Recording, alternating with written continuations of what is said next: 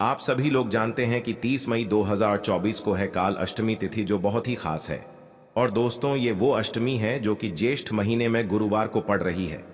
दोस्तों, इसी दिन किया जाने वाला पंडित जी द्वारा बताया गया एक लाल फूल और एक सफेद फूल वाले उपाय आप लोगों को जरूर करना चाहिए, क्योंकि दोस्तों, ये एक ऐसा उपाय है जो कि हर दिन नहीं किया जाता। ज्येष्ठ महीने में जो अष्टमी पड़ती है उसी दिन किया जाता है। देखिए, ये दिन इतना खास होता है, इतना महत्वपूर्ण होता है।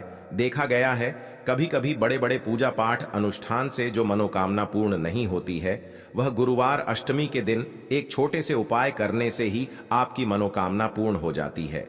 और बहुत सारे लोगों ने इस उपाय को किया भी है और उनको इस उपाय को करने का फल भी जरूर मिला है।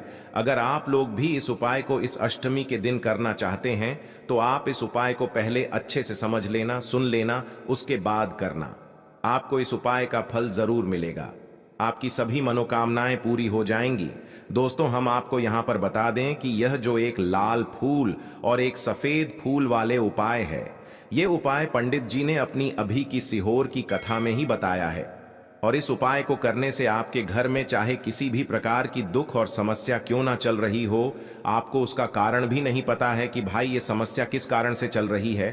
उसका कुछ भी कारण हो सकता है, जैसे पितृदोष हो सकता है, काल सर्प दोष हो सकता है, या किसी भी तरह का मंगल दोष भी हो सकता है। और भी बहुत तरह के दोष होते हैं, कुछ भी हो सकता है। पर आपको इस उपाय को करने के लिए अपने दोष को पता लगाने की भी जरूरत नहीं है। आपके घर में किस कारण से इतनी दुख और परेशानी आ रही है, वह भी आपको पता लगाने की जरूरत नहीं है। पूर्णिमा के दिन इस उपाय को कर लेना, क्योंकि इसी एकमात्र उपाय को करने से आपके पूरे घर परिवार में सुख और शांति हो जाएगी। आपके घर में अच्छे अच्छे काम होने लगेंगे। आपकी जो भी मनोकामना होगी वह भी धीरे धीरे करके पूर्ण होना शुरू हो जाएंगी। अब हम समझते हैं इस एक लाल फूल और एक सफेद फूल वाले उपाय को आपको करना कैसे है, किसको करना है, किस समय करना है और कैसे करना है। उपाय आसान है, बस समझने वाली बात है। ध्यान से समझिए, उसके बाद ही आप लोग जो है इस उपाय को जरूर कीजिएगा। सबसे पहली चीज हम लोग ये समझते हैं कि इस एक लाल फूल और एक सफेद फूल वाले उपाय को इस आने वाली अष्टमी के दिन किसको करना है। तो देखिए, इस उपाय को घर के सभी सदस्यों को करने की बिल्कुल भी जरूरत नहीं है। घर में से कोई एक मुख्य बड़ा सदस्य ही इस उपाय को करेगा, तो उस घर परिवार के सभी सदस्यों को इस उपाय को करने का फल मिल जाएगा। पर वो बड़ा सदस्य कौन होगा, कौन व्यक्ति इस उपाय को करेगा? तो यहां पर देखिए, हम आपको बता दें, घर की जो बड़ी माताएं बहनें होंगी, घर की बड़ी माताओं बहनों में से कोई भी एक माता बहन इस वाले उपाय को कर सकती है अपने पूरे घर परिवार के लिए। घर में सभी सदस्यों को इस उपाय को करने की जरूरत नहीं है।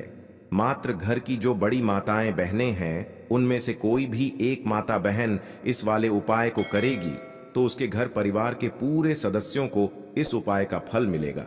अगर किसी कारणवश माताएं बहनें घर में उपस्थित ना हो या वो इस उपाय को न कर रही हो, कुछ दिक्कत हो, तो भाई उस जगह पर फिर घर का कोई बड़ा व्यक्ति भी इस उपाय को कर सकता है।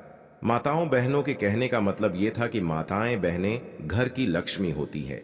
जब घर की लक्ष्मी कोई उपाय करती है तो निश्चित ही भगवान शिव जी बहुत जल्दी प्रसन्न होते हैं और उपाय का फल में बहुत जल्दी और बहुत बड़ा करके भी यहाँ पर देते हैं।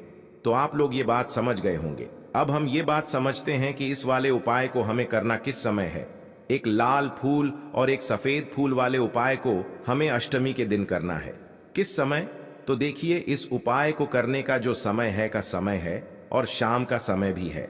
अब देखिए, यहां पर हम मुख्य रूप से सुबह का समय नहीं बोलेंगे, क्योंकि देखिए, ये जो काल अष्टमी है और आप सभी लोग जानते हैं अष्टमी के दिन का प्रदोष काल का मतलब शाम का जो समय होता है ना, इस दिन भगवान शिव जी का सबसे प्रिय दिन होता है। तो आप लोग इस एक लाल फूल एक सफेद फूल वाले उपाय को सुबह के समय भी कर सकते हो और शाम के समय प्रदोष काल में भी कर सकते हो।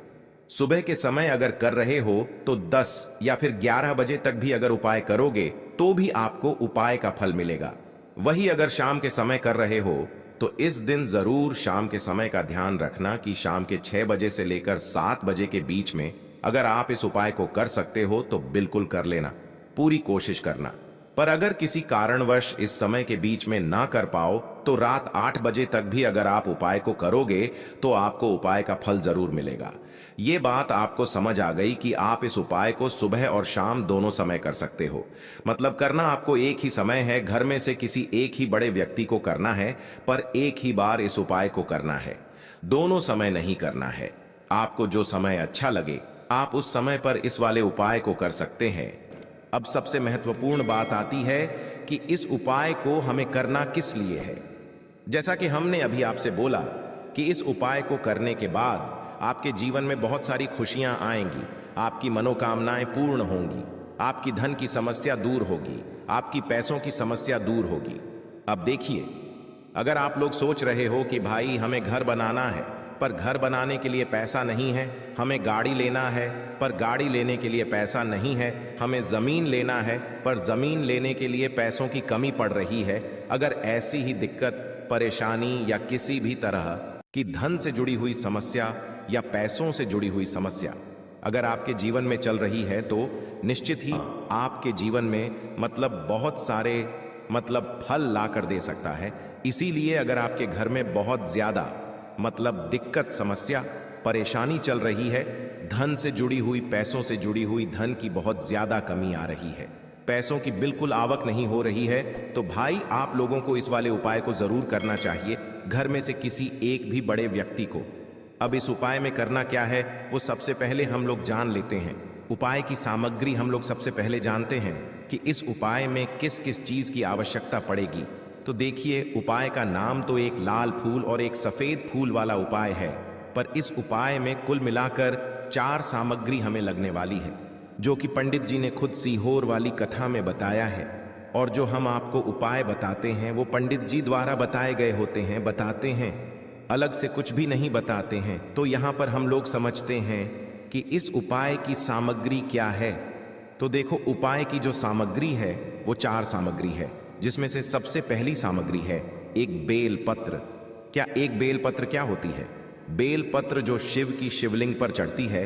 दूसरी चीज है एक शमी पत्र, शमी पत्र वो जो शिवलिंग पर ही चढ़ता है। तीसरी चीज है दोस्तों एक लाल फूल, जो उपाय का नाम है, तो एक यहाँ पर आपको लाल फूल लेना है। अब ये लाल फूल कौन सा लेना है? देखो, शिवलिंग के ऊपर जो लाल फूल चढ़ता हो उनमें से कोई भी एक लाल फूल पसंद कर लेना और वो कहीं से तोड़कर या कहीं से खरीद कर लेकर आना और उस लाल फूल को उपाय में प्रयोग में लेना। उसके बाद में एक सफेद फूल का विशेष रूप से ध्यान रखना, जो सफेद फूल शिवलिंग पर चढ़ता हो सिर्फ वही सफेद फूल लेकर आना, इसके अलावा कुछ मत लेकर आना। तो एक मात्रा में ही आपको ये 4 सामग्री चाहिए, एक बेलपत्र, एक शमी पत्र, एक लाल फूल और एक सफेद फूल।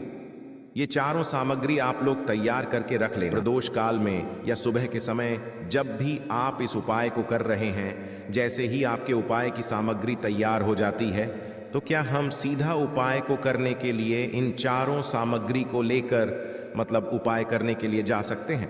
नहीं, तो यहाँ पर आपको इस बात का ध्यान रखना है कि हम भगवान शिव जी को प्रसन्न करने के लिए तो जा रहे हैं, हम अपनी मनोकामना को पूर्ण करवाने के लिए तो जा रहे हैं, पर हमें ये दर्शा बिल्कुल भी नहीं है कि हम सिर्फ अपने फायदे के लिए भगवान शिव जी के मंदिर में आए हैं। इसीलिए हम इस उपाय को करने के साथ साथ में भगवान शिव जी की पूजन अर्चना के लिए कुछ सामग्री भी जरूर लेकर जाएंगे। जैसे कि सुबह के समय अगर आप उपाय को कर रहे हो, इस एक लाल फूल और एक सफेद फूल वाले उपाय को, तो भाई सुबह के समय आपको एक लोटा जल लेकर जाना है। जो लोग प्रतिदिन शिव जी के मंदिर जाते हैं, पूजन अर्चना करते हैं, जल चढ़ाते हैं, फूल बेल पत्र सब कुछ चढ़ाते हैं, भाई वो अपनी पूजन अर्चना वैसी की वैसी ही करना।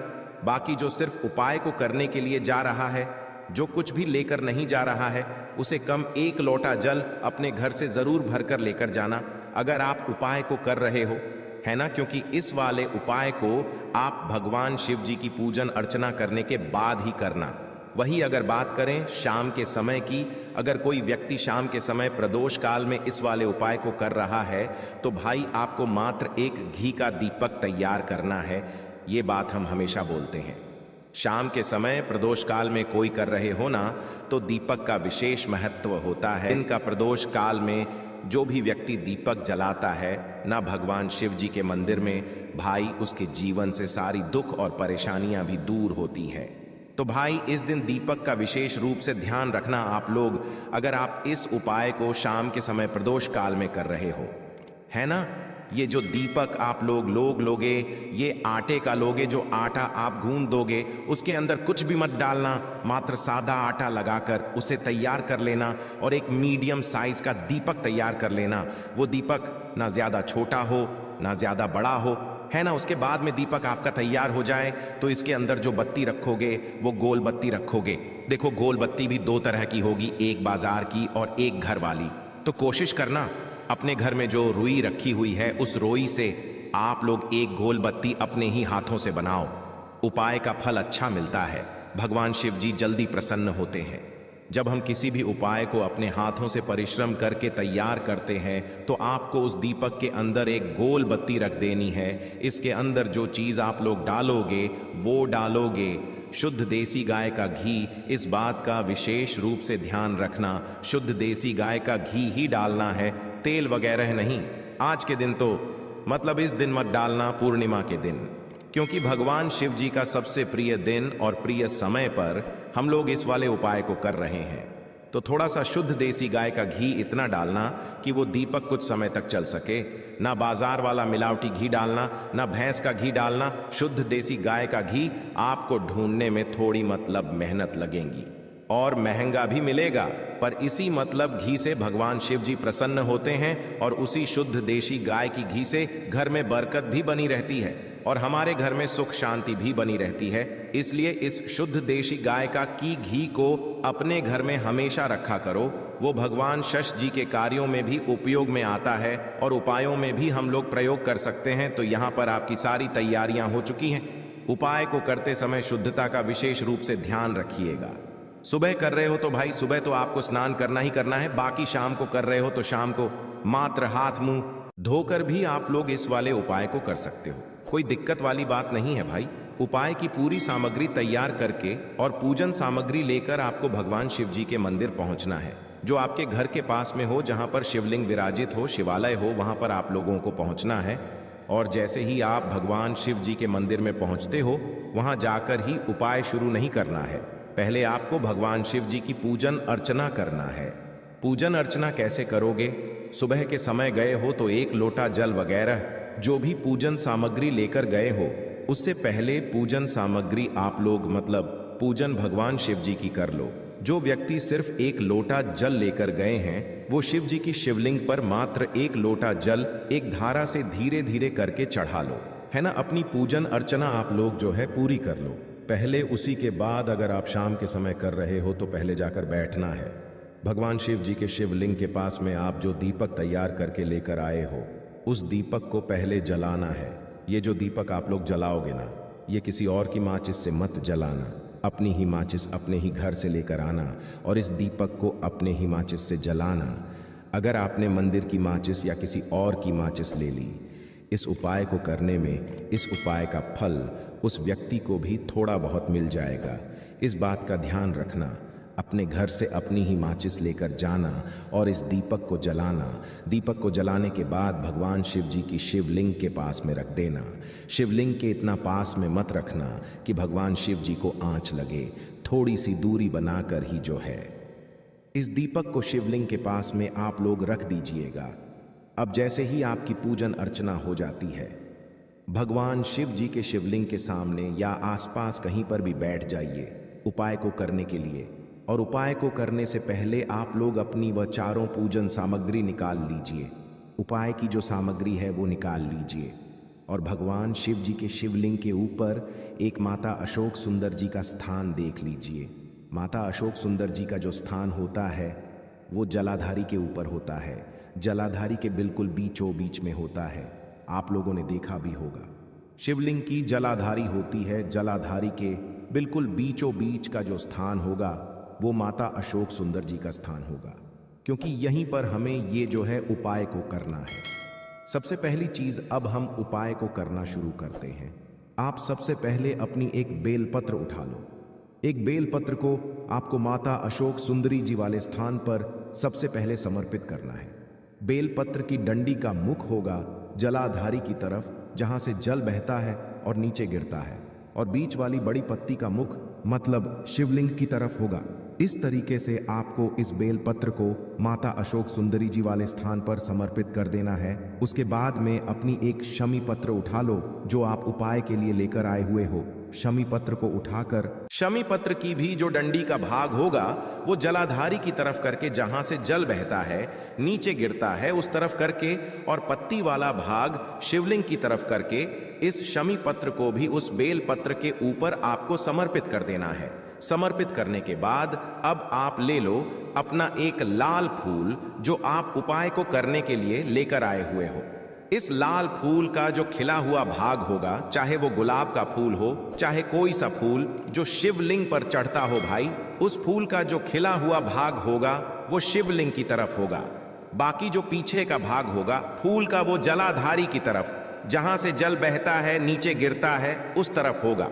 और आखिरी में आपका जो एक सफेद फूल बचा हुआ है ना, इस सफेद फूल को भी आपको लेना है, और सफेद फूल का जो खिला हुआ भाग होगा वो शिवलिंग की तरफ होगा, जहां पर शिवलिंग रखा हुआ है उस तरफ होगा, और डंडी का भाग जलाधारी के पीछे की तरफ हो जाएगा, मतलब जो जहां से जल बहता है और नीचे गिरता है। जब आप लोग एक बेल पत्र, एक शमी पत्र और एक लाल फूल, एक सफेद फूल चढ़ा रहे हो, तो उस समय आप लोगों को कांता भगवान या कांता चक्र का नाम लेते हुए ही जो है इस उपाय को करना है, और भगवान शिव जी और नारायण जी का स्मरण करते हुए ही जो है इस उपाय को आपको करना है। तो जब भी आप एक बेलपत्र, एक शमी पत्र, एक लाल फूल और एक सफेद फूल चढ़ा रहे हो, तो या तो आप कांता चक्र का नाम ले लेना या कांता भगवान का नाम लेते हुए जो है इन सभी सामग्रियों को माता अशोक सुंदरी जी वाले स्थान पर आप लोग समर्पित करते जाना, और शिव और नारायण जी का नाम भी साथ साथ में लेते जाना।